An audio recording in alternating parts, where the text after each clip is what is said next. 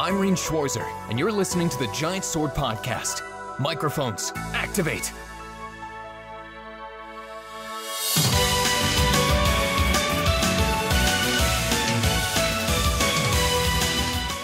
Hello, and welcome to this week's Giant Sword Podcast. I'm your party leader, Nicklin. Joining me today, of course, is always Taylor Hoyt. What up? Taylor does actually exist. He hasn't disappeared, guys. He's here. He's still alive. Believe it or not, in the flesh, still living. It's good. It's good because people were worried. People were like, "Where's that Taylor man?" It's good. It's good. It's good. Yeah. No, just been hectic. A lot of crazy stuff happening with work. We're like on the verge of some big deals and trying to finish some projects. And then just been doing some personal stuff. Had a barbecue at our house, and so it's just been all the work days have been long, and so I just get off work and I just go in my room and just play or do nothing or go to bed or something. So I just haven't had a lot of time to go on the Discords. He has not been playing this though. Oh, we'll get to that, or should we get into it right now? No, we'll get to that later. Okay. But yeah, so been same here. A lot of changes. It's this whole early first part of the year has been so hectic. It's crazy. Just all the hecticness. All the hecticness. It was all perfectly it was all good.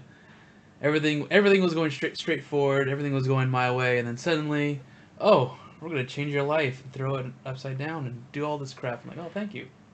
Love when that happens. I know, it's the greatest. So everything's gone to hell. I'm just trying to survive. But hey, I'm still doing the podcast, still playing my JRPGs as much as I can. I have not been able to play a lot, or even watch that much anime anymore. Just I come home and I want to fall asleep. Yep. That's life. Yeah. But you need to do that. You need the work. So, let's move to the first piece of news. Some of this might be a little old, but we didn't get to it last time, so we're going to get to it now. Apparently, Persona 5... Okay, so there was this teaser for this new Persona 5. It's called Persona 5 S, and it's going to be shown the day after R is shown. So, what do you think that is, man? Everyone's like, it's Persona 5 Switch! And I'm like, I don't think it's Persona 5 Switch.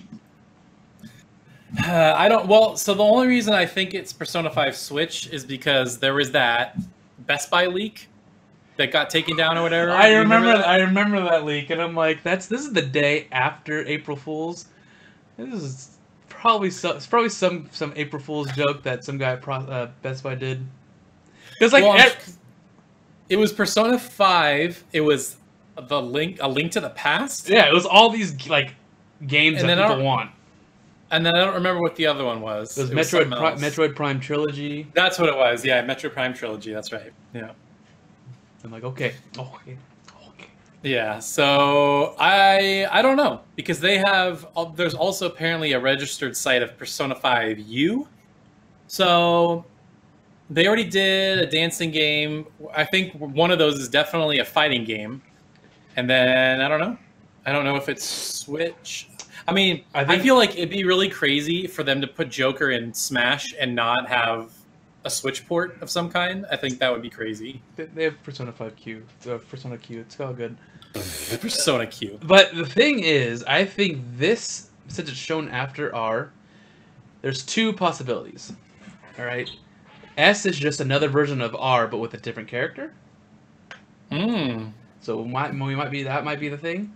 Or... They might be doing something, and R. There might be that actually might be like a new character that you play as the girl, and then S you play as a guy or something like that. I don't know, maybe. That's interesting. Or S is just the fighting game. So we don't know.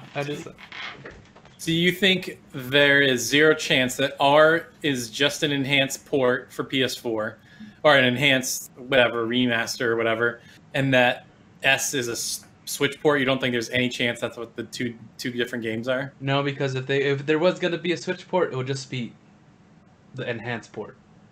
They wouldn't port Persona 5 Or it could be like, you know, what's it called?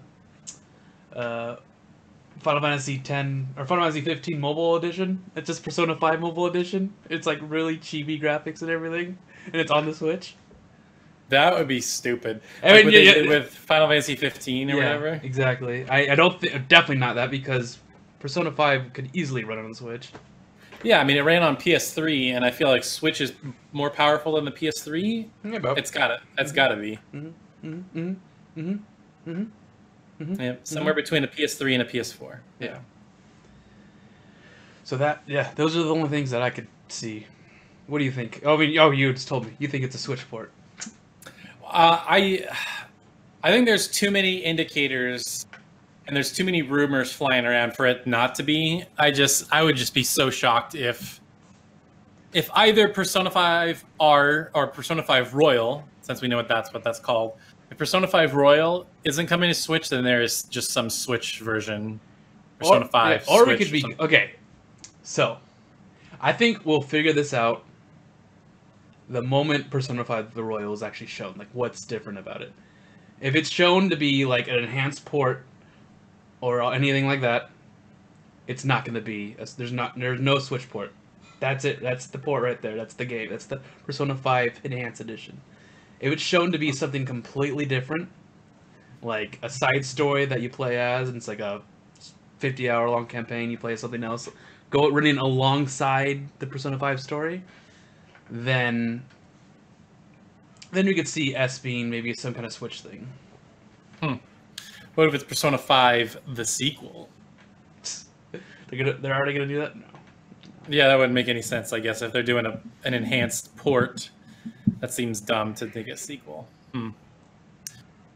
Or maybe it's Persona 5 side story. I was just gonna say that. I'm like, side story. I was trying to think of what that, because Gaiden is the name in Japan for side story, so it wouldn't be G.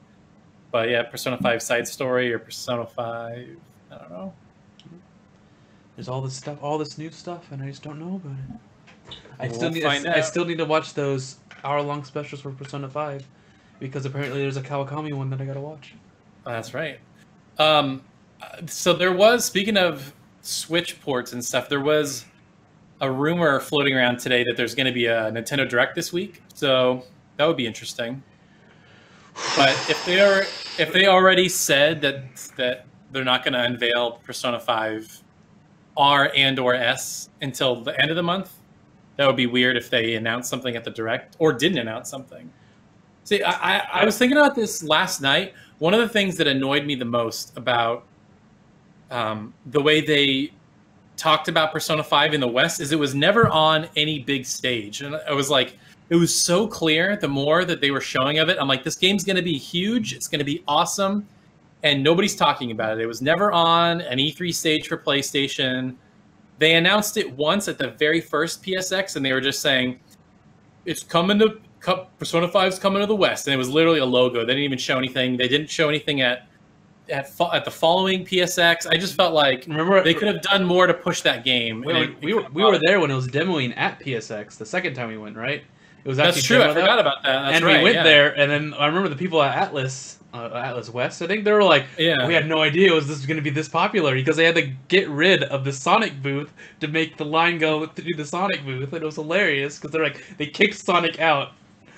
Oh, that was funny. Yeah, I remember that. I mean, it was like stuff like that. That's a great story. I totally forgot about that. It's things like that. It's like, if you don't know that this game is going to be big, then you're disconnected from reality or whatever. So because of how well Persona 4 Golden sold and how people loved it so much, and just how awesome Persona 5 looked. Like, I remember when they dropped the first gameplay trailer, it was trending worldwide on Twitter, and it's like, yeah, that annoyed me. So I'm really hoping that now that like it got nominated for Game of the Year at the Game Awards, and by the way, they did say that at the time of whatever, it sold 2.5 million copies worldwide, which is really good. That's a really good number for like how relatively small the team was, and probably how small the budget was compared to, past games. But yeah, but it's getting to that weird fandom stage where everyone is kind of weird and creepy and annoying. What do you mean?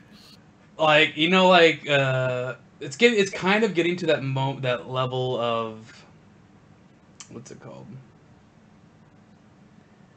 I can't think of the name right now. Undertale. It's like there's a bunch of fans that are like super obsessed with Persona now, and they're like creepy on the level as Undertale fans. And it's like, oh man, it's getting to that. We have to push past that point.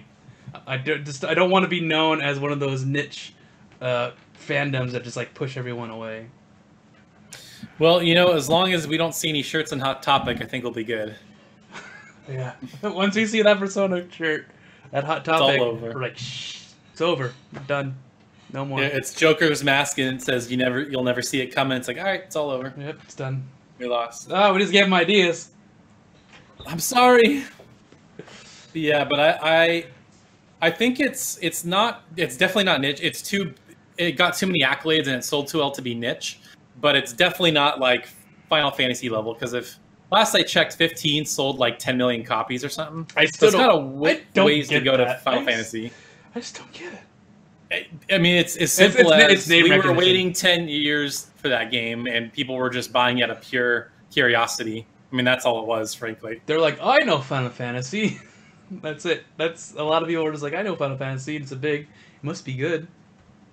Yeah, and then there was the PC port, and then they had the Royal Edition, so they just kept pumping stuff out for it. So, I mean, it really doesn't surprise me, and I know that we have our problems with it, but it wasn't a bad game. So, could have been so much more. Yep. That's the only time. That's the only like bad thing I have to say about it. It's like it was all right, but it could have been so much more. Well, speaking of Final Fantasy, no, we're not doing that yet. No, it's the perfect segue we're talking about right now. No, because I want to say one thing. You're talking about a Nintendo Direct coming out, right? Yeah.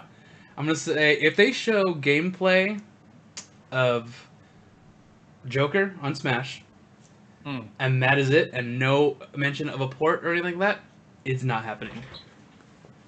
Yeah, because that see, that's what I'm saying. Atlas is so weird with the way they like show off their games. Like they're so like disconnected from their fans, because like, we're gonna do a teaser for a teaser. It's like, oh, just show the thing. Like, stop dicking around. You know, like I was so annoyed when they did that. Yeah, but I think maybe a teaser, tune back in another month. It's like, why even do that? It sucks, but I think that was going to be the original teaser, but it got leaked. And so they're like, yeah, this is the thing, we're going to tease it at this time. And then, yeah, it was on you guys. You guys did this, not you, Taylor. But the people who leaked it. That's right. They dug in the code. They found it. They found it. And they're like, well, we got to release it now. We were going to have this huge teaser in, the 24th of March. But there we go. We're going to have a teaser of a teaser. That is my humble opinion. And I have a feeling that is what happened, because they wouldn't tease a teaser if they didn't have to. Or would they? I don't know. Remember, winter 2014, right? Yeah, jeez. It was funny because I was just rewatching all the trailers last night. I was like, oh my god, winter 2014, and then it's like 2015, and then summer 2016. It just, oh my god, that game took forever. It's funny that you say that, because they did that with Borderlands. They showed Borderlands, and then they're like, check back in later in April for a thing, and it's like, okay. And then the release date leaked, and they're like, fuck it, let's just put out the release date, and they announced the release date. So did it happen? Because I remember. Well, I saw it when it was announced. It was just a trailer, and then they were like, check back April 2nd or something, or early April for something new. And then I don't know. They showed another trailer, and that was it with the release date. And then Epic Games Store exclusivity that's caused a huge shit show. See, like, I'm not a PC gamer, so I really don't care about that. It's so funny because everybody's always like, oh, console exclusives and stuff, and now it's like, PC gamers. Now you have to deal with that crap too. And that's why PC gamers are mad, because they don't want to deal with that. Well, too bad. I get every argument. I just say, it's like, well, this is how the world works. That's it. Yep. That's pretty much it. Yep. All right. Speaking of PC, Octopath Traveler was rated for PC in Korea. Yeah, that's an interesting one. It'd be weird if it only came to PC. That seems like a game that would be right up the the PlayStation 4 fan base's alley, because it's like Japan JRPGs. If that also did not get announced for PS4, I would be pretty surprised. But interesting that it's coming to PC potentially. I don't know when they would announce that. My guess is that it is a year-long exclusive for Switch, which I believe it came out last June or July. So my guess is they're going to announce it and it'll be a summer release for the rest of the platforms. That'd be my guess. That'd be interesting to see it for other consoles. People would be like, "Ha! Switch, we took one of your exclusives away." I mean, I'm wondering if that was a business decision. I wonder if Nintendo's like, "Oh, you're making this really cool game. Let us buy it as an exclusive for a year," and they're just like, "Okay." Or the deal is that will be exclusive for the Switch for a year, but then you can release a PC port only.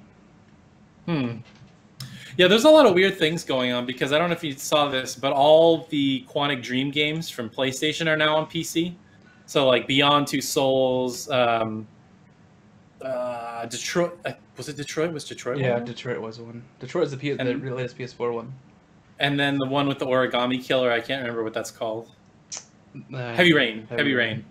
Yeah, so it's interesting that all three of those funny things are happening in the exclusivity. You know what I want? Situation. I want Siren Blood Curse to be ported to the PC so we can play the game that's not running in 10 frames per second. It's bad. Real bad. I can handle the iffy controls, but the frame rate is dropping. So it's such a good game. That game is so spooky and weird, and just throw it just all out, just like wackiness. Yep, I mean it's that classic Japanese horror, and it was on PS4 and it ran it ran like poop when they did the split screen. Oh, that's right, when they're trying to show the perspective of the ghost or whatever. Yeah, that's when it started running like poop. Well, I wonder. Studio Japan's been kind of quiet. I think the last game they put out was Knack 2, which was not last year, but the year before, maybe. I kind of forget when Knack 2 was, but they're due for a game, I think. I don't know if they have anything in development, maybe some VR stuff, but they're due for something. Maybe a big JRPG. That would be awesome if they made a big JRPG or a Legend of Dragoon 2. Seriously, it was interesting because I was listening to Colin Moriarty's podcast, and some people kept bringing up Legend of Dragoon, and he's like, I gotta say, I thought Legend of Dragoon was very niche, but people keep talking about it, and clearly there's a following for it. And I know what it was about. It was when they did the PlayStation Classic, and Legend of Dragoon was not on it in America, and it's like, why? That was a staple. It was a greatest hits. It was a game developed by Sony. It was a game that we liked. I was really surprised that they didn't put it on the PlayStation Classic. Not that I would have bought it, but it was kind of surprising.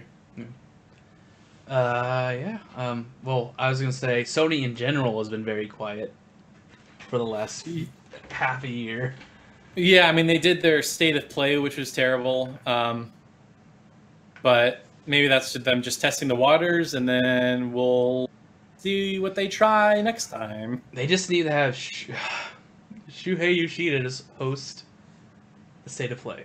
That would be awesome. That's all they need to do.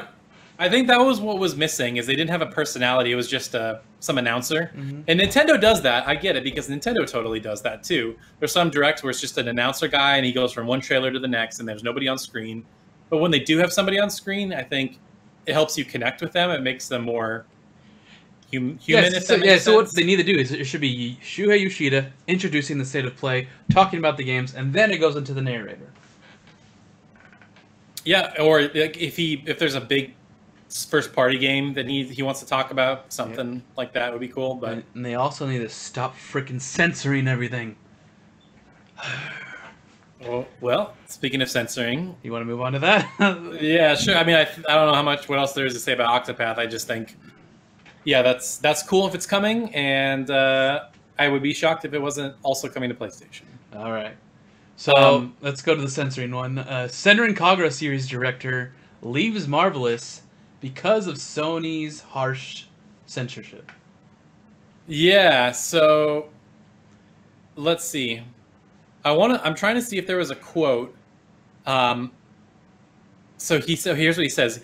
Even if my place of work or the nature of my titles change, what I show won't change, and I don't want to. I'm a game fan at heart. I tell dirty jokes and make irresponsible comments, but I'll do my hardest to make games.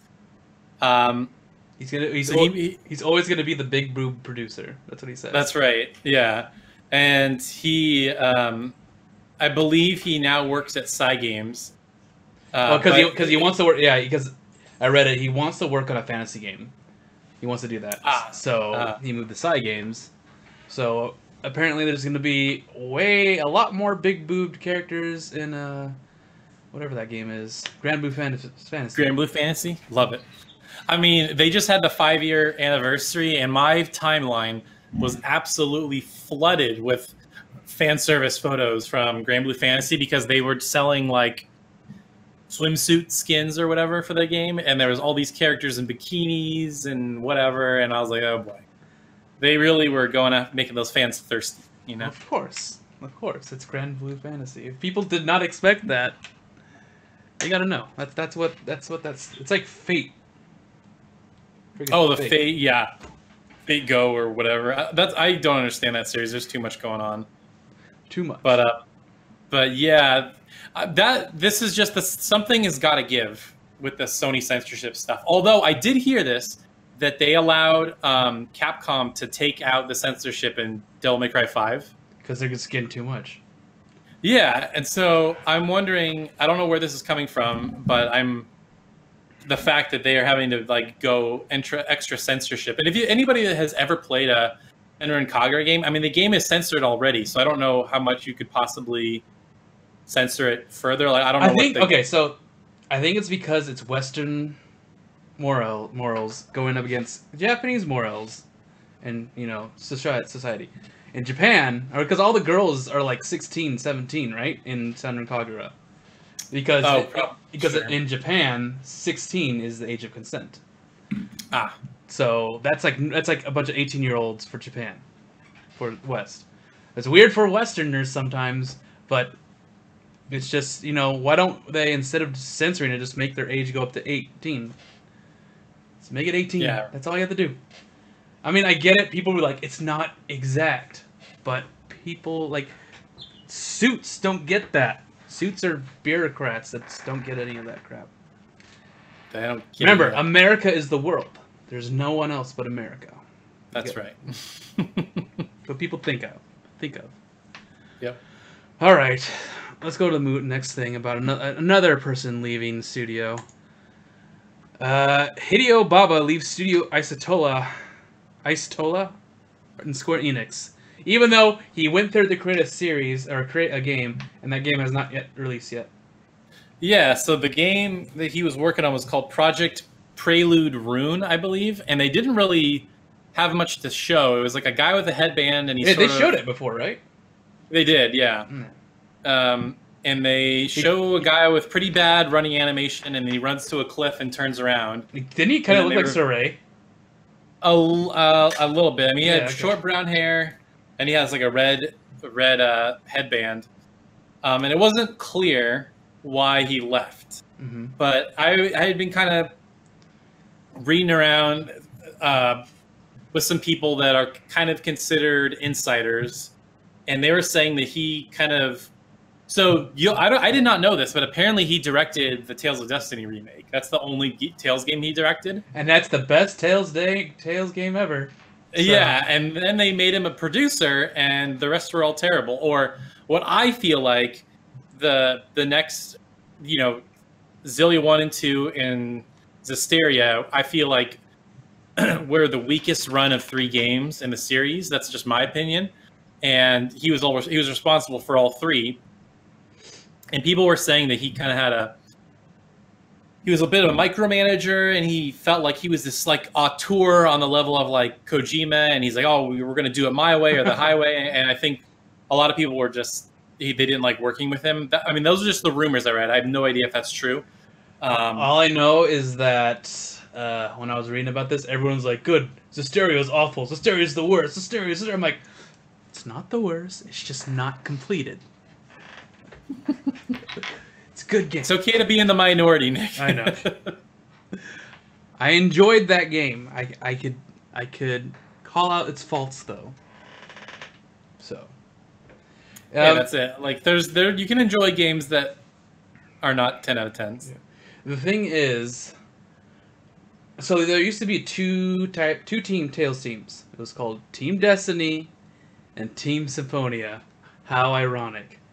What happened was, I think it was during Hearts, Team Destiny and Team Symphonia merged into one team. And they both had different design philosophies. And you could totally see that in their games that they've created together. Because it feels like a mixture of the Destiny design and the Symphonia design. And that's why every character designs in the last, 4 games have all been the same. They all have that weird, crystallized look to them. Yeah. Like this. Grace's. No, last 5 games. Grace's, Istolia, Zesteria, and Berseria all have very similar looks to them. They do, yeah. So, I don't know. That's when the merge happened. So I'm hoping that they're getting all their design philosophies out with this huge delay of the new Tales game. Because remember, it is happening. They said so in their last Tales festival, I think. It was like, a new Tales game is coming. So. Yeah. Yep. We still have not seen what that is, but sometime. Somewhere. Maybe by the end of the year. I don't know. Maybe at this coming Tales festival. Maybe at Tokyo Game Show. What? You know what I'm almost wondering? I'm almost wondering if they're holding it off for the PS5 reveal, and it's a PS5 game at this point. And they're just like, just take the extra time, make it extra good. Something. Maybe. Because at this point, why not? Because, unless it comes out this year, which I doubt, might as well make it a PS5 game. I mean, if it does come out this year, I'll be like, stop, no more, please. But my biggest hope is never going to come to fruition. Is that in-between game? Not the in-between game. That's another hope. That's the Tales of Destiny Chronicles, HD remaster. That there is a chance. There's like a 25% chance that's real. I'm saying that the battle system needs to go back to 2D. The graphics don't need to go back to 2D. The battle system does.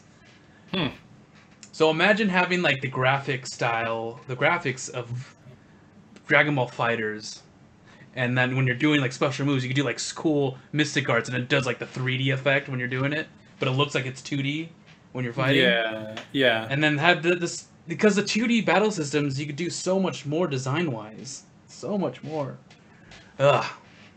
Have it almost be like what Guilty Gear does, it's 3D models on a 2D plane and it just looks crazy. Yeah. That would be awesome.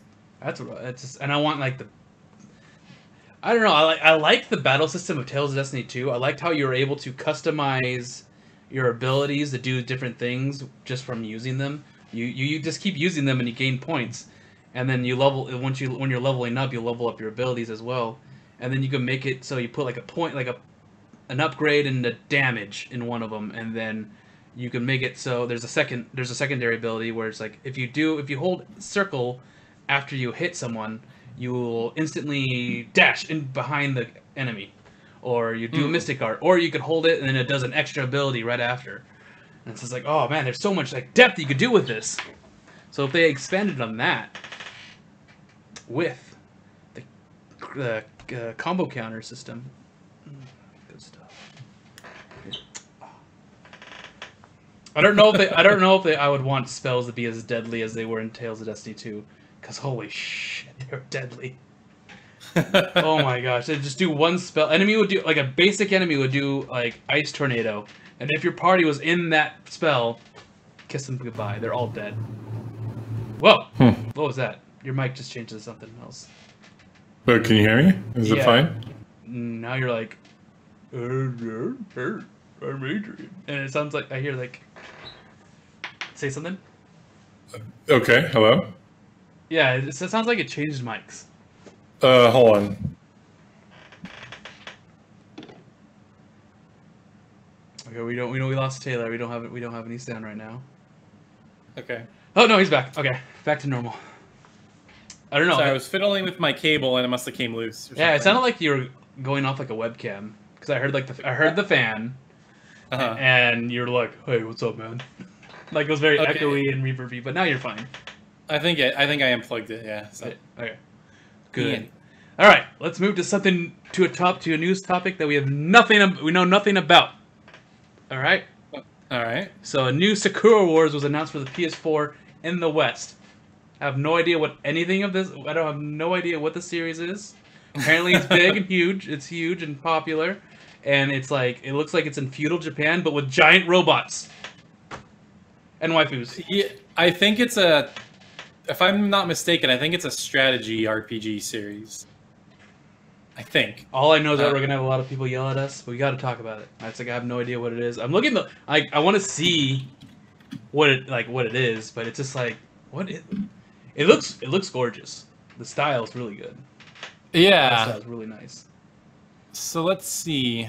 I'm gonna look. Yeah, it's a tactical role-playing dating sim visual novel. That's the genre on Wikipedia.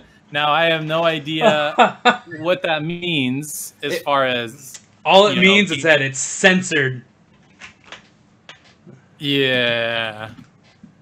So the last one we got was the Wii one called Sakura Wars So Long My Love, and I don't know if that was an official old school Sakura Wars game because that was published by NIS America, and this is pretty traditionally a Sega franchise. Although what I find very interesting is the title or the cover art is just straight up Tails, the hand-drawn Tails art. It must be the same artist. It looks exactly like a Tails cover. Well, it's not the artist, not the same artist now. Yeah, definitely not. But I think this is the Valkyria Chronicles team. Really? If I had to make a guess, because the art looks kind of similar-ish to that. The artist is the guy who made Bleach, the anime. Oh, that's interesting. So I could see it. So this one particular game, this looks like a Tails guy. The one with there's a couple of them that just looks like the character design, the art design. It looks like Tails. So it must be just that one, and then the other ones are more traditional. But either way, yes, it looks like a strategy RPG in giant robots, and then there's some type of dating sim aspect to it on the side or something. So what it's going to be strategy RPG with social links. And that means it's a Taylor game. Aw, yeah. Unless there's no turning off permadeath. Then it's not a Taylor game. Then forget it. Set it on fire. Yeah. I don't know if that series ever had. I'm just pulling your chain. Yeah. Yanking my chain. I'm yanking your chain. Yes. Yeah. So more news about that, but I'm amazed that they actually announced it for the West this early. It was just announced yeah, it's coming to the West too. Okay. Cool. Ooh, Yes. So are you looking forward to seeing more news on it? I am. Yeah, all I've seen is that girl in the kimono with the pink ribbon, and then there's some shots of the city. It looks nice. It kind of looks, and it's gonna be on PS4, so it's gonna look really nice. I don't know. I mean, you know me, I'm a sucker for quality strategy RPGs. I loved Valkyria Chronicles 4. It was difficult in spots, but I love that series, and I just feel like we don't get enough high quality strategy RPG. So if that turns out to be that, then all over that. Because really, what do we have right now? We have Valkyria Chronicles, we have Fire Emblem, and that's pretty much it. And we have Final Fantasy Tactics 2 that's in production. We just don't know it yet. gonna happen. It's Switch exclusive. It is there. Gonna be announced at E3. Yep, it's gonna happen. It's there. Not Switch exclusive though. It's gonna be coming out on every platform because that's what Square does now. Unless it's Octopath Traveler. Yes, unless it's that. Then it comes out only on PC. All right. Yep. Last piece of news. Speaking of Square, first possible info of FF16. Maybe because what happened? The co-director is now moving to develop a new title. So this article is 2 pieces of news. So there was the guy that was previously like a managing director for the 7 remake is now the co-director alongside Nomura. But then also, so what Square Enix is doing right now, this is some what some people like to call inside baseball that maybe people don't really care about. Yeah. But people, the way Square Enix divides up their internal teams, they divide them up into business divisions. And I think at one point there were like close to 10. And so they've consolidated them down to, I think, like 3 or 4. And so the third business division, which is responsible for Final Fantasy XIV, is in development of a next-gen title. So I'll read you the quote, and then we can go from there. So he said, and by the way, so I'll just read this, and then we'll go from there. So he said, based on the former 5th business division, the newly established 3rd business division has started work on a new key project following Final Fantasy XIV, taking up a challenge for the next generation, meaning a PS5 and Xbox 2 or whatever. This project has already finished early development, as well as preparation of the development environment, is now moving into full-blown, large-scale development phase. So basically, they're done with pre-production. They're now in full production. The new project is seeking developers who want to deliver both fun and enjoyment to the world, as well as surprise. Because we did not get that in Final Fantasy 15 at all. No, we didn't get any of that. It was not fun. It was not enjoyable, and there were surprises. Was it? If you want to challenge the world market, then we look forward to your application. And then there's this accompanying image of a airship, an airship, kind of over like an island, and it says a new project underway. And apparently, this has been up on their website since 2016, so they've been under pre-production for this for a long time. And so, again, so that the 3rd business division is being held by Naoki Yoshida, who is the game director of Final Fantasy XIV and largely responsible for reviving that game. And a few months back in February, he had this to say. He said he commented that he thinks the 16th entry in the mainline Final Fantasy series should be a more straightforward fantasy and have fewer mech battles. So this is the exact quote. First, if you're asking whether the Final Fantasy series will get another MMO soon, I think the chances are unlikely so long as Final Fantasy XIV is doing well. On that note, personally speaking, I'd like to see a Final Fantasy that is a straightforward fantasy, one that doesn't have much machinery with no mecha in it. After all, we're having a lot of trouble with the Garlean Empire being too powerful. Oh, okay, that was a bad joke. I'm assuming that's a reference to 14 that I don't understand. But I feel like if anybody has not watched the No Clip documentary on Final Fantasy XIV and you're a Final Fantasy fan, you have to watch it. It is amazing the stuff they just tell him in that documentary. They were saying how basically like in the PS2 era, they were creating everything, like they were handcrafting everything by hand, like all the weapons, all the buildings. And they were saying that like we were such craftsmen that we didn't want to have tech help us and like have algorithms build the world out. Because that's what, for people who don't know, a lot of algorithms build open world games now. It's not like they place each tree by hand. And for him to say that, and I feel like that's what all the Final Fantasy fans are saying. Everybody's saying, let's go back to traditional fantasy. Let's go back to mages and knights and classic fantasy. And for him to also say that, and his business division is, this may not be 16, but I think all signs point to it being 16. That's really, really exciting for me because I feel like they salvaged 15. They did what they could with it. It was a step in the right direction. And now I think they hit a home run with 16 on next gen. Home run, you say? Home run! That's a big one. That's a big prediction, man. It is. Well, I just trust this guy so much. I think he understands what it takes to make a good game, and he understands what Final Fantasy is. And for him to say that, which echoes what the fans are asking for, I think it's just...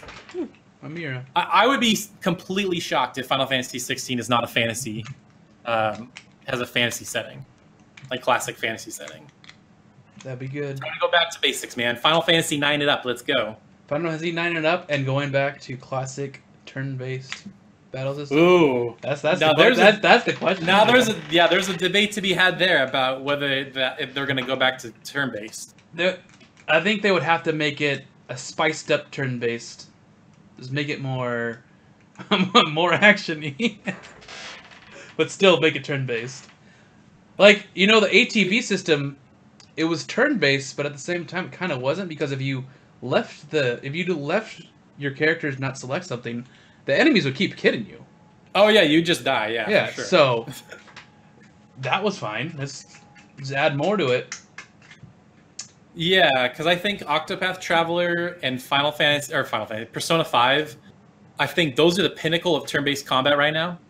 Dealing with like the weakness and elements and how you weaken enemies, and then you can follow it up with bigger attacks. I think that's kind of the standard right now. At least that's my opinion. And so I'm wondering if they will take a page out of that book or try to do something completely new that we haven't thought of it yet, which I would be down for as long as it's fun, I know what they should do. They should make it like an MMO where you attack constantly. When you attack, you gain these ability points, and then you spend these ability points to do like combos that you mix that you've set up beforehand. So you spend those ability points, you do these combos that are really cool, and then if you get enough ability points, you get summon this giant white armor that's appear out of nowhere, and you could be in there and you just attack the normal enemies with that giant white armor and kill everything. I was like, where's he going with this? At first I thought you were doing Xenoblade. I'm like, this is Xenoblade. Oh, man. Yeah, it's got to be... Because if it's... I mean, I think there's no turning back. I think it's definitely going to be an open world game. So it would be hard to do an open world game with a really slow turn-based combat system, because that's just going to ruin the pace of the game. So I wonder how they balance that. It's either got to be really quick and snappy and fun, or it's just going to be action again. So it just needs to be like, I mean, I don't mind this, all right? People mind that the battle system has to be right where you're at, right? The battle has to be right where you're at.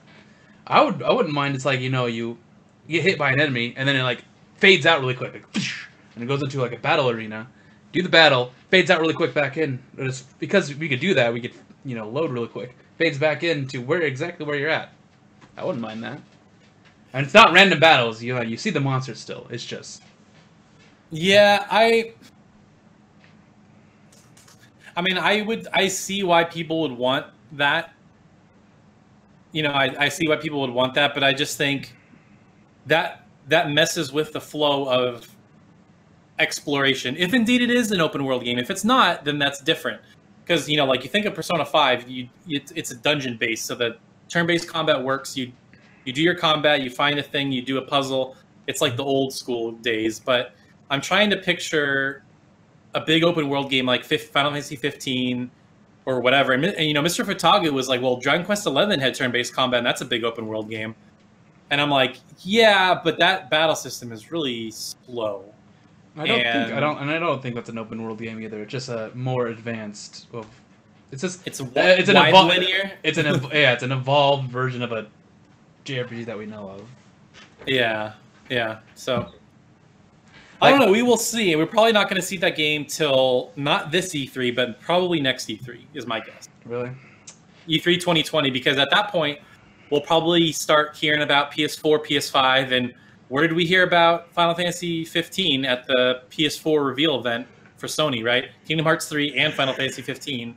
No, that was at that year's E3. That's what I just said. Sony's E3. No, because PS4. There's a PS4 reveal event like in February. Oh, okay. Well then, that's where he first saw Dreams. That the game that's still not out. Dude, they're gonna close Media Molecule. I could just feel it. There's no way that game's gonna keep them going, which is sad. But it looks cool. The Dreams, like, what you could do in that thing is, I wouldn't even call it a game now. I would call it like a piece of hardware or software. Oh yeah, I mean it's definitely, I mean it's a level creator. But they don't want to like do everything by hand. Like I think the closest you can get to doing tools and people wanting to engage with that is Mario Maker, because you make it so easy. It's just like you snap levels together, you can test it, but like Dreams. I mean, I haven't played Dreams, so I might be speaking out of my ass. But Dreams seems so complicated, like where you can literally, carve every character model by hand, and you have to do like coding and stuff. Like I just don't think people want to do that. But I could be wrong. Okay, people can't do that. A certain person might. So it's a niche market. And the only way something like that would have mass appeal if the gameplay it's based off, or the game it's based off has simple gameplay, like Mario. Right. Yep. That's it. Like we can see a Mega Man Maker, right? Yeah, I'm still mad that game never came out. That would have been fun. There's an unofficial one that's out. I've heard about that, actually. No, you're right. I remember that. I wonder, I feel like they should just go to Capcom and be like, look, we're almost done with this thing. Like, give us the green light, and we'll take it all the way home, and we'll make it good. So why not? Resident Evil Maker. Oh man, that would actually be kind of cool. I don't know, because that's almost like RPG Maker, where you set triggers, like you can't get to this door without this. Then that would be really fun. I could see that, but I could also see it have the RPG Maker feel to it, where everything feels like you're going down the same hallway. Yeah. I mean, it would be cool if there's a lot of doodads you could put and mix around with it, but I could also see it going really bad. Sure. That would be really interesting. Man, now you got me all excited. Resident Evil Maker in the Resident Evil 2 engine. So you wouldn't. Oh my god. You wouldn't have voice acting, and you wouldn't have cutscenes. So that's the only bad thing. You would have like text boxes. Sure. I mean, they did. High fidelity level design or level makers is not unprecedented. They had Snap Map or whatever in Doom, so they could. I just don't know if they are going to. Yeah. But we shall see. Fighter Maker. I remember that game. Wow. Was that a real thing? It was. Yeah, you don't remember that? No, I don't. I was like, this like a fighting game maker.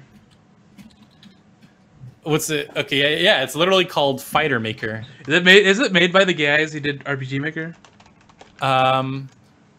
Developer was Outback? Nope. I've never heard of them. Definitely not. It was on PlayStation. Oh, it's because it was published by Agitech, and that's why I think. Oh, okay. And then it was on PS2. There was Fighter Maker 2. Yeah. Yeah, the reason why I said it looks... Look at the... I can't send you this because... But look up Fighter Maker for the PS1 box art. And it looks exactly like RPG Maker, except this time it's yellow instead of red. Whoops. Fighter Maker. Ha! Right? Yeah, it's kind of similar. Yeah. Yeah. That's really funny. All right. Oh, the title is exactly the same. It's the same exact thing. Yeah, wow. So, it's been 50 minutes pretty much, and we're still on news. Yep, there's a lot of news. I like it. Human music. Yeah, that's pretty much it. So that's gonna be the end of the podcast.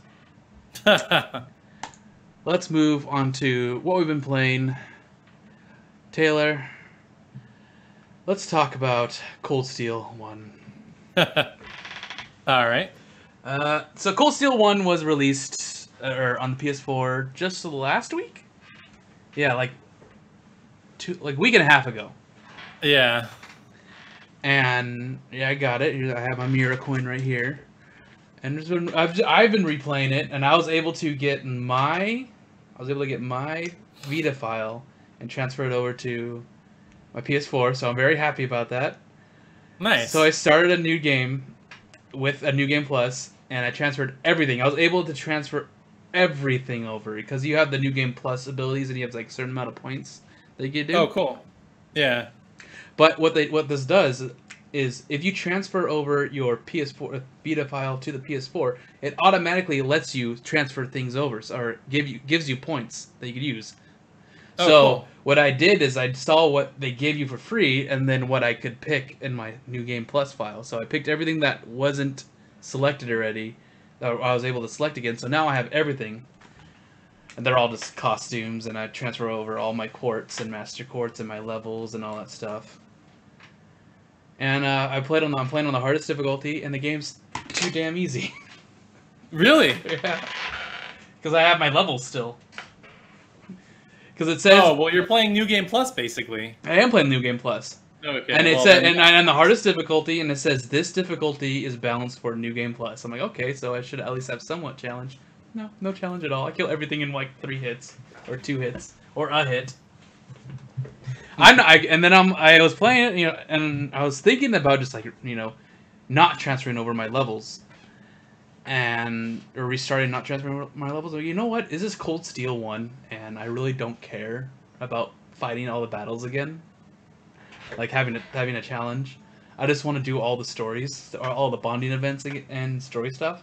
So now I'm just going through the game, finding all the secret quests, and doing all the bonding events and stuff like that, and doing all the quests. And the battles just go like this, just done. Oh, it's a boss battle. 3 hits. Okay, you're dead. Let's go. So it's really quick. Huh. So one weekend, I haven't played it for a while because I got home and I'm like, you know what, I just want to play random stuff. When I get into it, I'm going to just destroy that game, because when I started it at Tahoe, I got all the way to the 2nd chapter. So, just sped right through that thing. That game's fun. I like how simple it is, and I'm like, this is a Vita game. I can totally tell it's a Vita game. Fun times. But let's hear your Cold Steel adventure, because you like to make things difficult. I sure do. Over small things. Yeah, so for those who aren't aware, for Cold Steel in North America, the only way to buy that physically, a physical version, is To get this. Xseed has this. Yeah, they have. I mean, it looks nice. They have this nice steelbook, but there's no like just standard regular blue PS4 box version. And I am super OCD, and I don't like it when things look different on my shelf. I was so OCD that all my PS3 games that had the old like Spider-Man red box, I made custom covers so it all matched on the shelf. I did that for Folklore, Valkyria Chronicles, and something else. You know what you should have done for that? Instead of printing out all new covers, you should just print out a bunch of the spines, and then just cut the spines out and put them in. But then when you look at the cover, it's still going to be different. So You're right, but you won't see that on the shelf. That's true, but I'll know. I'll just know. It's not right. Yeah, and so I'm like, well, I want to own a box of it, but I don't want to. I don't want the steelbook. And then I was looking around, and I'm like, well, I don't want to import the Japanese because I won't be able to read it. And then I was like, oh, Europe has a regular just a regular old box. And so I pre-ordered it off Play Asia, and it was the same price. So I'm like, whatever, I don't care.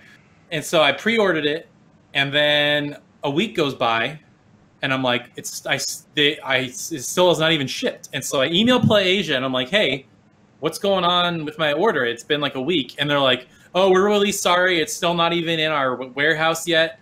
And I'm like, so you're selling a pre-order item, you charged me for it, and you guys don't even have the item yet.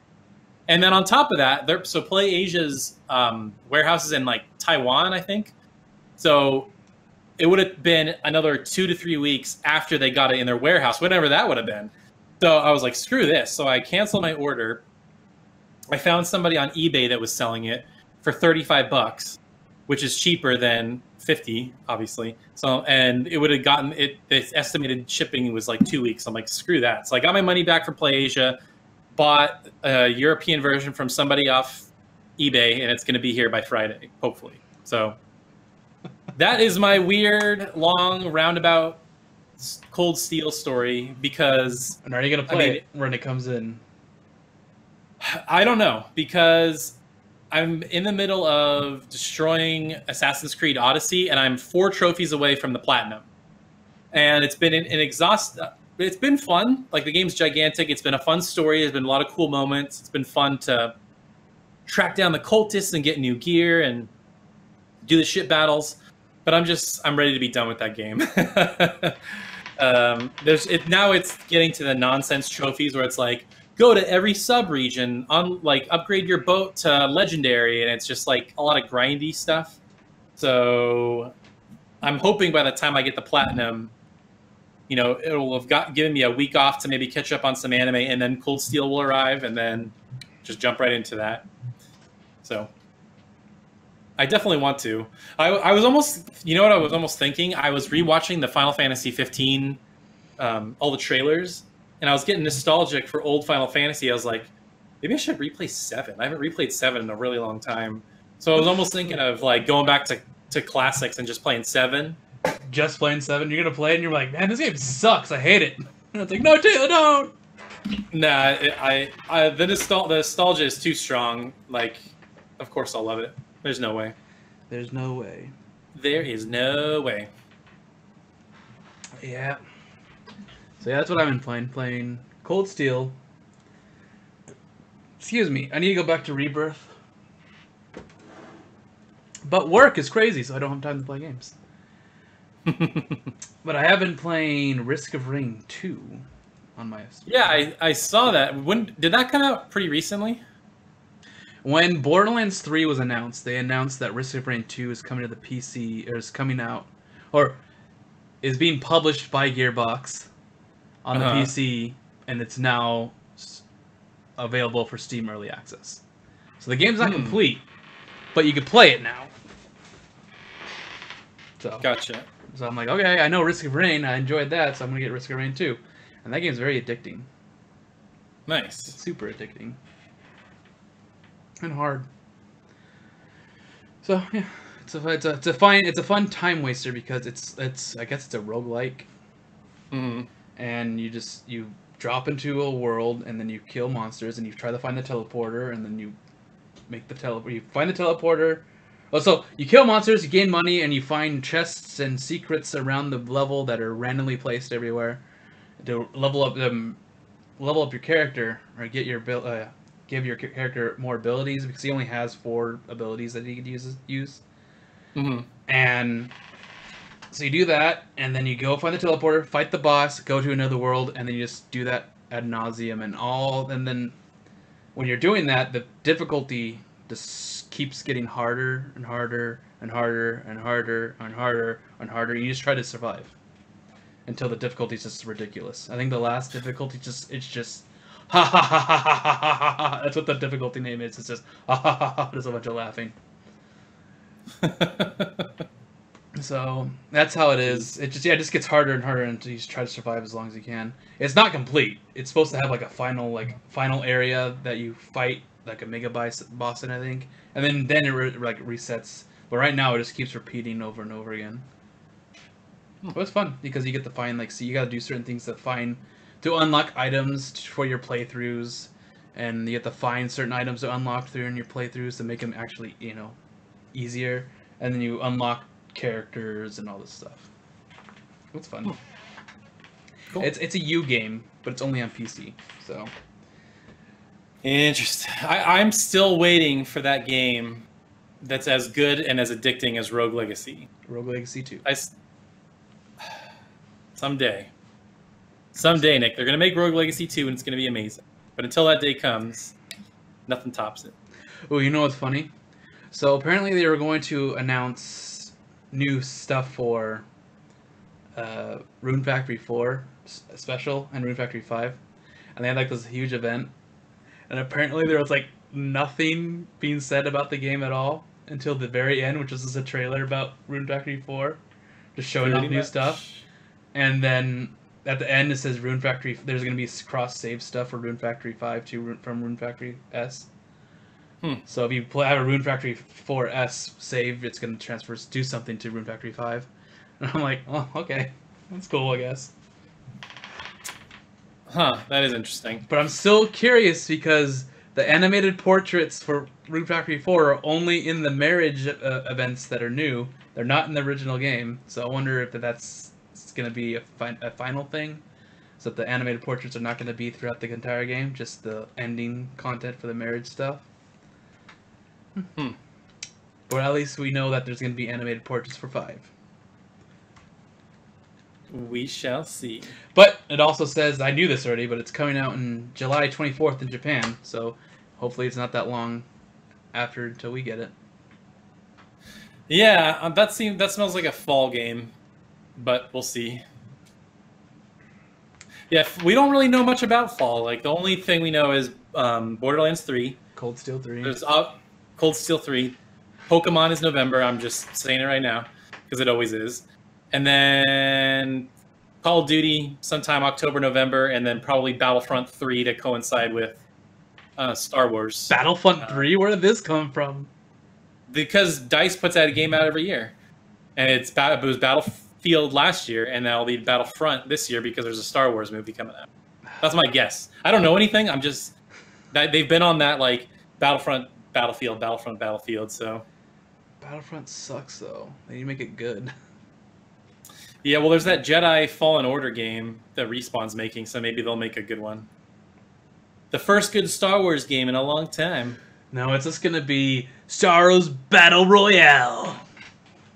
Oh my god, that'd be so stupid. You know it's coming. You know it's coming. It's coming. So stupid. Good times. Speaking of stuff that's stupid, so what anime have you been watching?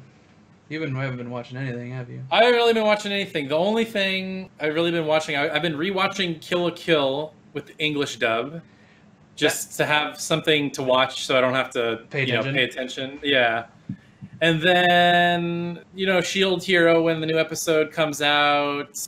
Haven't caught up on which Domestic Girlfriend. Really? Dang it! I haven't caught up on that. I want to talk about the ending. Next episode. Okay.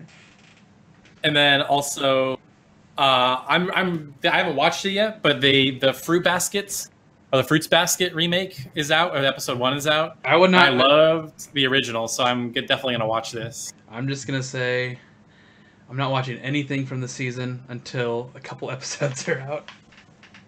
Why? Because I hate watching one episode and not being able to watch more afterwards. I mean, that's a good point if you want to get in a marathon mood. Well, that's how I have so much stuff to watch, Still, what I've been watching, I finished Love is War. What'd you think of that? I enjoyed it. It was very funny. I enjoyed that thoroughly. The ending would have pissed you off so much. Because nothing happens. Because, yeah. No. Yeah. Nothing happens. Things happen. It's just like, oh, okay. There's going to be a season 2, I guess. But yeah, it's very funny. I know you don't like the style where they're just like they're planning things in their head, and then what they think is the exact opposite of what they think the other person thinks. I think that's just hilarious, and they just there's some funny moments in that anime that I think you would like, but I think there's too many Taylor annoyances in that anime that you couldn't handle it. Interesting. Because you watched like the third episode of the. I watched the first like 2 or 3, and then I was skipping around, and I can't stand that show. It's so funny. How everything whenever he thinks about what Kaguya would do, it's like it's always the same look saying how cute. It's like that's not how she is. And then after that, you guys are talking about apparently there's going to be new Nendos of Megumi and all that, and I'm like, I want to rewatch Sekino now, and that's what I started watching again. Well, you know what's that was a show I couldn't really get into either because I watched the whole first season and like, wow, talk about an appropriate title, like how to raise a boring girlfriend, maybe a boring show. Am I right? I did not understand that show. No, I didn't like it at all. Oh, I love that show. That show's so good. Just fun because they're all tropes. That's the thing. Every single character in that show is a trope, except for Megumi, who's just a nothing. And the whole thing is about her trying to become something, and what she does is just like, it's just funny. And then how, because it's like a harem anime plus that. And yeah, just the interactions are funny. I can't really spoil anything. I enjoyed it. Don't know why I knew it was just a tropey anime, and I already knew that, but it was breaking tropes at the same time. You know, the childhood friend that is a tsundere, and then the senpai that's super seductive. Yeah. And then the nerdy, and then the otaku guy who's not into 2D girls has all the hot girls going after him. That's what it's like. Interesting. Yeah, it's fun. I just don't like that the second season's on Amazon. Yeah, they did that with a couple shows. I think that was when Amazon started to get more serious about anime, and they're like, oh, let's just gobble up some shows. And I'm like, no, don't do that. No, I need to find... I don't even think it's out yet. Because I have it on DVD, but it's only the first season. I need the second season together. But they're expensive. You're on a journey to get like everything physical, aren't you? Yes, because these streaming services are going to go away, and then you're not going to have anything. So that's why I'm like, people are like, ooh, streaming games. I'm like, no, never going to happen. It's stupid. Oh, it'll happen, but I think we're going to keep... I feel like physical games will never go away. They better not. I like owning my games. That's why I'm mad about PC. Because everything's digital, and you can't get... Like, if I can get a physical copy, I'm going to get a physical copy. Because I want to own the game physically. Because... That's it. Steam's going to disappear. I know it's not going to, but Steam might disappear, and you're not going to be able to play any of the games you own anymore. But, Taylor, I've ran into this already, because, you know the Scott Pilgrim game? Yeah, they delisted it. It's gone. Right? You can't get it anymore. I have it on my PS3. I still could play it, but you can't play it. You can't find it anymore. It's gone. So what was the deal with that? They didn't want to pay for the license or something, or what? Do you remember what the deal? Probably. That's probably what happened. It's the same thing with the Marvel games that you could get on PS3. You can't buy those anymore. They got delisted, probably because of the licensing. I think. Remember when they sold the. I think it might be the Ninja Turtles and the Simpsons arcade games. Do you remember that? Oh, yeah. And they got rid of those, too. So I think it's just licensing issues.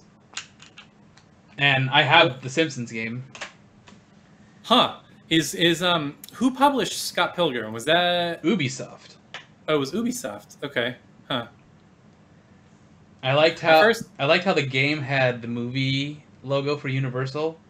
And then the movie had a game logo for Universal. Ah, that's funny. I was like, I see what you did there, guys. Taylor. But yeah, let's move on to some questions. Cool. I need you guys to ask more questions. I know I've been lazy about not asking, but you know, you guys need to ask more. I'm gonna do a silly one right now. Okay. Maximilian Wonder, can you name any decent character development from a hentai? I haven't watched any, so I don't know. No, because they don't exist. I could tell you about character development in, eroge. Except Necropara. They all develop. Other than developing into horny catgirls. They actually have development. Okay, that's the development of every hentai character, is they're totally normal people. And then suddenly they click and they become the most horniest things in the world. Just doesn't make sense. Taylor, you gotta look this stuff up. I know you have. Don't deny it. He also asks, here's a serious question. How important is English voice acting to you for an enjoyment of a game's character or story/characters? Ooh, that's a good question. Because he actually just said, like, today, that the voice acting, like, he couldn't get into some characters because the voice for Tokyo Xanadu because they're in Japanese, and he couldn't get into it. I think it depends.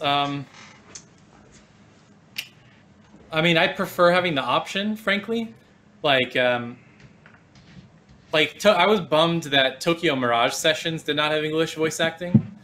And I feel like it was a little harder to get into that game. But, you know, I watch enough anime.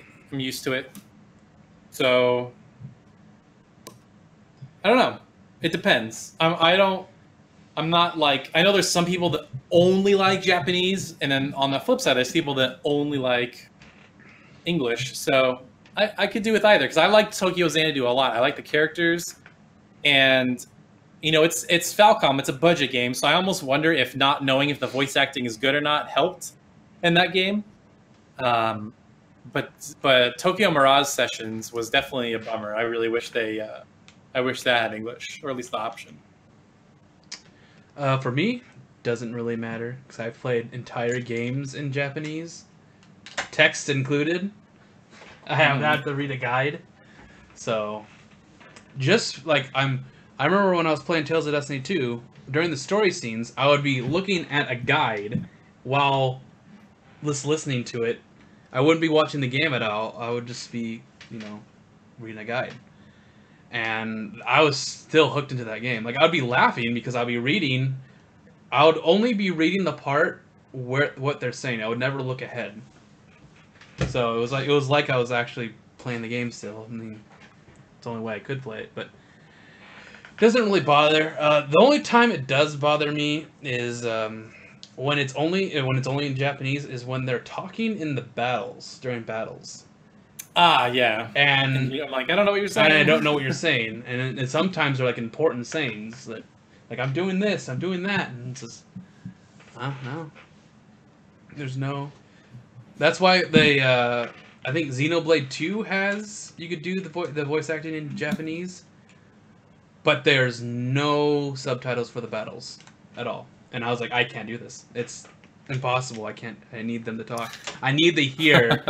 We're going to defeat them with the power of friendship. I need to hear it. We'll defeat them with the power of friendship. I can't believe they actually said that. Just thinking about that. He actually said that. They just lean right into it. I love it. Nope. They know what they are. We'll beat them with the power of friendship. Dari Sham asks, do you think any of the Trails games will ever come to the Switch? If so, which game should they start with? I would say no, because actually, there's a chance if they get a publisher, but if it's Falcom only, no. Because apparently Switch dev kits are super expensive, and Nintendo's very stingy. I know this because Brian tried to get one, and it was like $2,000, I think. But that was just, they have to be accepted first, and it's like they have to go through all this, you know, all these loopholes or loops. Right. Yeah, hoops. Yeah, hoops, not loops. Hoops, and I don't think Falcom would want to deal with that. But if they did, well, I don't know, man. It's so niche now that I don't think it's possible for games for people to get into the Trail series and take it seriously unless it's Cold Steel. Because people will look at like Sky or Crossbell and they'll be like, "What is this? A game from the early 2000s? What is this? Huh? Yeah. Can't play this crap. This kiddie crap." It's like, no. It's good games. Play, push. I don't know. Maybe if they remade it, but I doubt it. Yeah, I mean, it'd be nice. I think people need to like get over. Like, I know there's this whole contingency of like, oh, Sky and Crossbell, like those games are so old now. Like, just move forward. It's fine. Like, but stop. You do need them for the entire story, so I get where they're coming from. But it's just, you could play Cold Steel like separately, and you could play Sky separately, and you can still get the full experience. But you get more if you play all of them together. Yeah, I mean, it's fine. Falcom fans are a picky bunch. I will say that. It's like, let's just enjoy it. It's fine. Ease is good. We'll just play it. We'll enjoy it. It'll be great. Just play Cold Steel and enjoy it, and it'll be good. They should just be happy with what they get. Mm-hmm. And not complain about translations like Persona 5. I like genuinely not being like, oh, it's fine, I don't get it. Like, I genuinely don't know. I don't know if it was the Takamaki or whatever. I don't know if it was that. But, like, other than that, I have no idea what people... I think, okay, because I saw some weirdness with grammar. I mean, I get it. I see it. It doesn't bother me because I see the weirdness in grammar, but my brain automatically, like, fixes it. So I don't really, like, it doesn't bother me. Also, a lot of people that I've noticed is a lot of people listen to the Japanese and notice that it's saying something completely different in Japanese than it is in English. Like, I heard that with Tokyo Xanadu, but I'm like, does it really matter? I mean, they're probably saying something different. Like, you would hear, like, Oni-chan instead of, or they'll say Oni-chan or something like that, and they'll just say their name, right? Mm-hmm. It's like, okay, I get it if they're just saying their name, because saying brother wouldn't really make sense in an English Western standpoint, because that's not really, you don't say brother like that. Yeah. So yeah, that's true. We tend to use first names all the time. First names, like, I remember, like, I was introducing anime to someone, and they would be like, why is she so embarrassed that the guy is saying her first name? Yeah. And it's like, well, that's in Japanese culture. That's like a sign of closeness, saying their first name. Yep. So. But yeah, I like hearing Japanese dubs over English subs, because sometimes you hear what they're saying. It's like, that's not what they said. That doesn't bother me. I don't know if that would bother you. Oh yeah, I'm not too picky with that stuff. As long as I can understand what they're saying, like, totally fine. The only like weird thing I had with Ease 8 was there was a good name for an area and they changed it to make it like worse. And they were lazy about it. The Archozoic Big Hole. Like, really, dude? Like, come on. Just keep it, whatever it was. Like, Archozoic Cavern or Cavern of the Archozoic Age or whatever. It's like, the Archozoic Big Hole, really? I don't know if I said this because my short-term memory's bad. But I would say we're used to it because we played JRPGs in the 90s. Oh, that was real bad. Yeah. And we're used to that. That doesn't bother us. It's like, if you think the grammar in these games are bad, try playing some classics without fan translations. There's some games that are good, like Grandia. Grandia is like, wow. Even the voice acting, sometimes it's very cheesy, but sometimes it's actually really good. And that was in Grandia. That was in 1999. I would almost be as bold to say that Grandia has some of the best voice acting on the PS1. Yeah, it's crazy. Because like Resident Evil's garbage, Final Fantasy didn't have any, and then everything else was just like run of the mill. Like Mega Man was terrible. So, yeah, I think Grandia has some of the better voice acting. Yeah, 1999. Nice. And they're saying it's going to be released in 2019. I don't know. They have been so quiet. The game was supposed to come out late last year, and then I know that the game wasn't running well at conferences, but they've been really quiet on the game for a long time. So I'm very curious to see when that happens. Okay, so here's a pretty sizable question that Kimpy really wants us to answer, because Kimpy is very bossy. Okay, Kimpy. Kimpy, if you had to pick 5 JRPGs to give someone new to the genre a well-rounded introduction, what would they be? I feel like we've answered this a couple times. Yeah, we've answered this back in our Connor days. Okay. So that's a long time ago, and I bet you a lot of people have not listened to those episodes, and I could be wrong, because a lot of the new people that come here, it's like, I've been listening for a long time, and I've like, or just binge listened to all your episodes. I'm like, how do you listen to old episodes? That's so weird. Well, it happens, yeah. Well, okay. Let me think. I think my first answer is always Pokemon, because it at least introduces you to the idea of like RPG mechanics, like Which Pokemon? leveling up. I would probably say whatever the latest one was.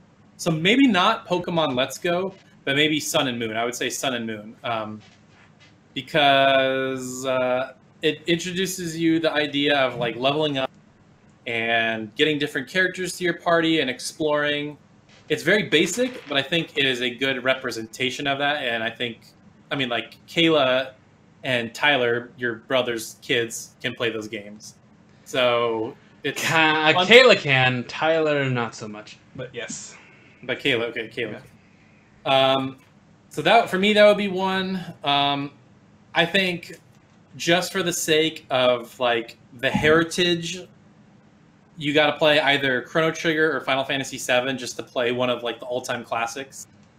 And depending on your tolerance for old-looking games, I don't know. They're both really good. I was really actually totally surprised at how well Chrono Trigger held up. It's the pixel. And how, yeah, it looks the pixel pixely. art. No, it's the pixel art. It's timeless. Well, I'm not even talking about the pixel. I'm talking about the design of the game. Yeah, it's way ahead of its time.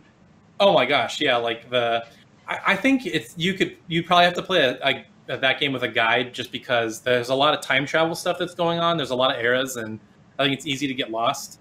But like the story, the combat, the level designs, like there were things happening where I'm like, oh, this is a Super Nintendo game, you can't do this. And I'm like, oh my god, you can, wow. And I was like shocked at the things that they were doing for a Super Nintendo game. So I would say Pokemon Sun or Moon, Pokemon Sun or Moon, Chrono Trigger. Some action RPGs, so probably some Tales game, maybe Vesperia, maybe Berseria. I don't know. What would you think for a Tales game? And don't just say Zestiria or Tales remake. Like, let's get one that everybody likes. I would not say Symphonia. I know people like Symphonia. I wouldn't say Symphonia. If you want, okay. Even Vesperia is kind of old, so it needs to be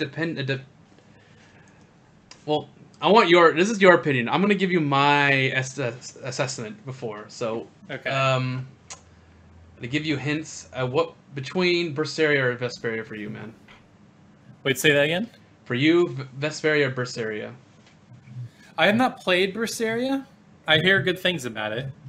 But I just think, like, when you get down to like traditional JRPGs, it's hard to beat Vesperia because it's got a world map. It's got that like nice, colorful anime look. There's great characters. You know, it's got a great cast, like voice cast.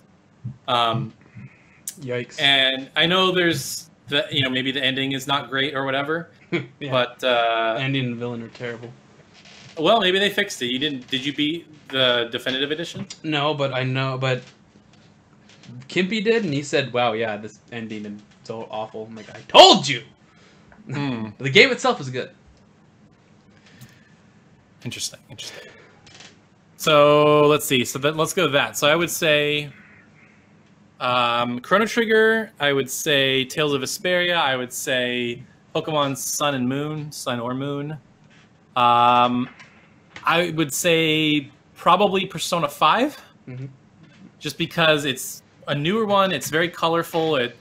It's fun. It introduces a lot of different mechanics. I think it's just one of the shiny examples of that genre. And then I'm trying to think of another one. Probably maybe Dragon Quest XI, just because it's also new and modern, but it's Also old it's school. very traditional. But it's definitely the best Dragon Quest game, no question. I actually finished it. That's more than I could say for 8 or 7 or Heroes or whatever. So those would be my 5. Yeah, Tales of Vesperia, Persona 5, Dragon Quest XI, Chrono Trigger, and Pokemon Sun and Moon. And then if you're watching this in November, probably whatever the new Pokemon game, Sword and Shield, because that's probably going to have improved mechanics and look nice. But what would be your 5? All right, so first, I would tell them to assess their what's it called? Attention span. Okay, their tolerance. Their Yeah. tolerance. I will let them play Grandia. I tell them to play Grandia. Oh, all right. Okay. Because Grandia is not super slow.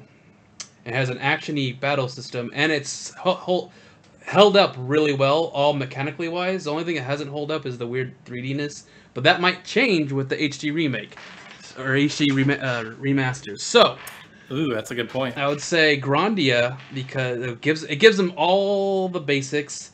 It won't throw anyone for a loop because it is pretty linear for a JRPG. There's no huge world map. You just go from area to area, and the story just develops. So you just follow the story pretty much. But there's a lot of depth for character customization or how you want to use them. And it's a good story. It's very I guess I'll call it tropey now, but it's a young man goes on an adventure and it's not what he's bargained for. Like things get out of hand quick. Yeah, it's like the classic coming of age story. Yeah. He just wants to go on an adventure, but then he has to save the world somehow. Somehow that happens. I hate when that happens. Yeah, isn't that that's the worst? It's like, I just want to go across the continent and explore some woods. Oh gosh, the world's ending. Yeah. So Grandia, I would say the Grandia would be great to start off with.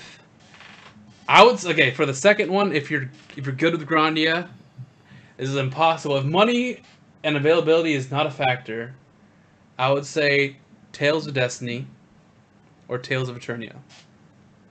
Okay. Because those are the 2 English Tales games that are 2D that are available. And good. Okay.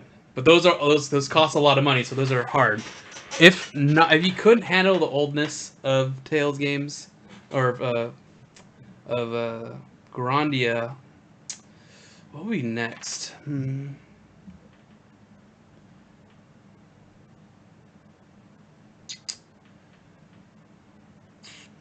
I'm trying to think of games that you really like. Would there be a Tales or a Trails of game or Not yet. I would say for the next one to be a Tales game, and they could go from there. If they like the Tales series from just playing these games, then they could continue. It's hard because Vesperia is old school still, but it's like the best of the 3 of the Abyss. I'm just called the Abyss trilogy because it's all the same style. Yeah, I know what you mean when you say that. Yeah. I would say Vesperia, since it's easier to get to. Bursaria? No, or Graces. People really hate on Graces, but Graces is fun. It's just super tropey as well. And if you want to get into JRPGs, you need to have. I think you need to have some affinity for anime. Oh yeah, absolutely. So because a lot of them have anime art style. Yeah, and it's very there's a lot of Japanese culture pushed into that. And I know it's like, well, duh, they're called Japanese RPGs. So it's like, well, that's a made up term that we made. So it's not really a thing. It's just, if you want So that's the first test. First, you're gonna watch some anime, and you could find like all sorts of things if whatever you want to watch. Try to watch. There's dramas and comedic. That's a big investment. We're just talking about games here. Like I know. Tales. So that's Tales. Next, I would say let's split off from a traditional Tales game or JRPG. We're going Rune Factory. Okay. You're gonna go Rune Factory 4. Okay. Or you go right for Rune Factory 4S. It's a sim farming dungeon crawler. Okay. So you farm, you mine, you date, you do dungeons, and there's a storyline. See if you like those. If you don't like it, then you can move on to the next one, which is Persona. Just straight up Persona. You can play 3, 4, or 5. Whatever you want. You're giving all these options. Pick 5 games, Nick. 5 games. No. I don't care about 5 games. I'm saying what do you want. Personally, I would go with 4 golden. But you know that might spoil. The whole. Because I know people don't like to go to the past. Like it's hard for them to go to 3. Yeah. So yeah, four is a good mix because it's sort of like 3. It fixes a lot of problems with 3, but it still feels like 3. But 5 would just like wipe out everything from 4 and 3. Because that's actually a really good point. Yeah, because I think like if you're interested in Persona, a good place to maybe if you're wanting to play the 3 modern ones, FES might be the place to start because if you're into that design of the dungeon crawling meets school life sim, then it just gets better with every game, pretty much. I feel like it does. See, just as all depends on the person's attention assessment.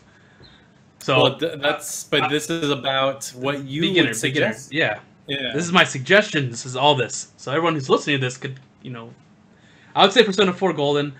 Get a PlayStation TV. I bet you they're cheap still now if you don't want to play on a handheld.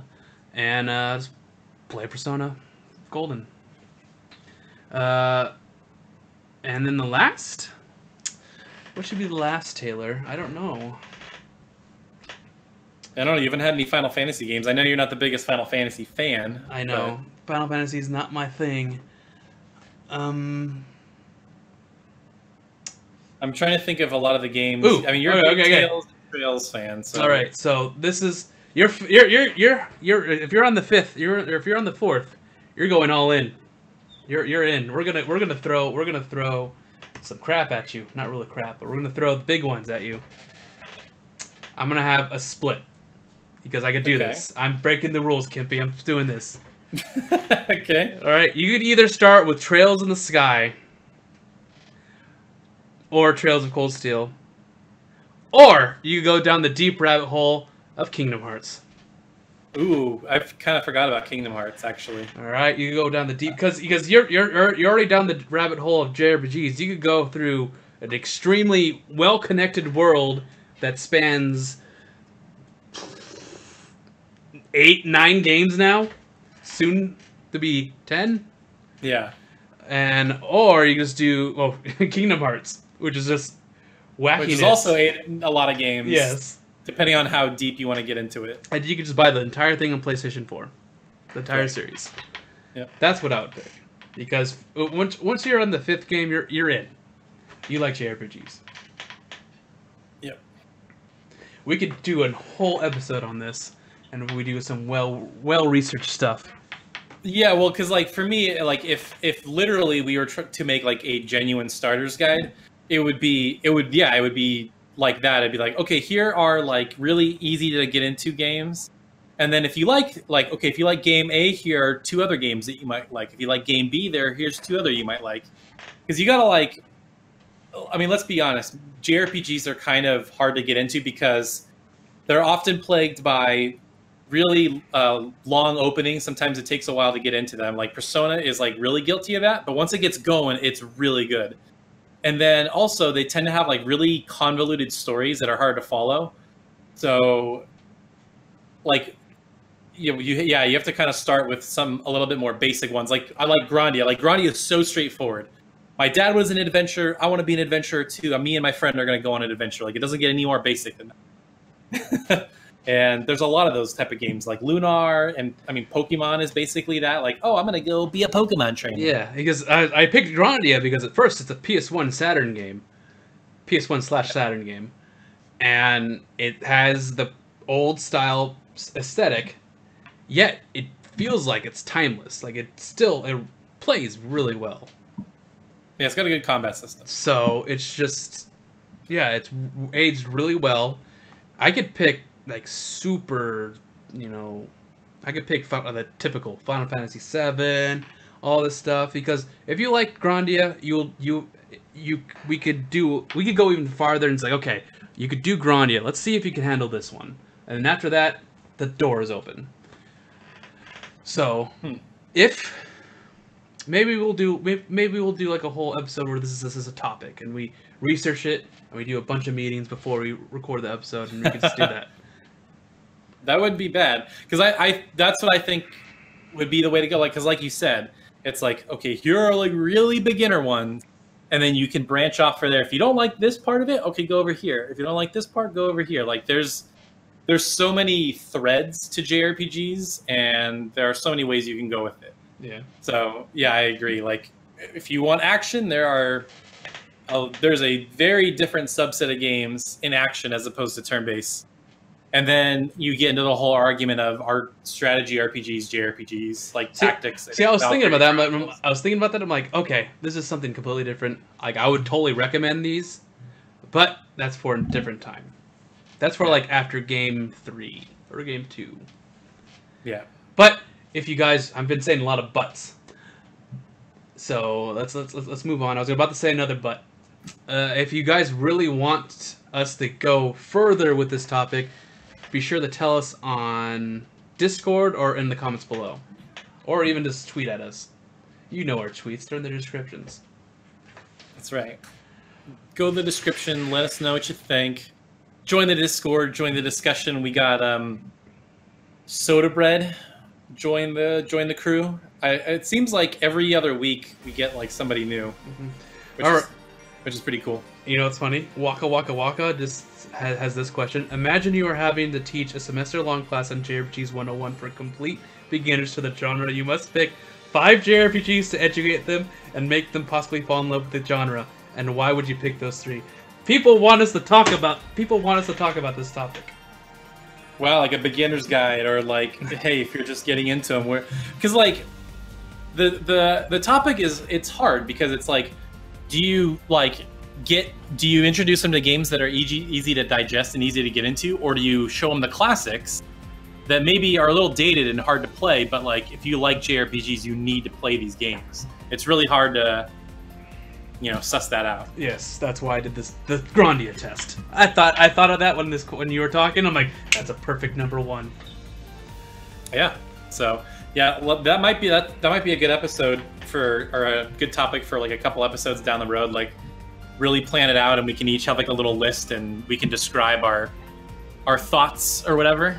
So those damn thoughts. Get out of here.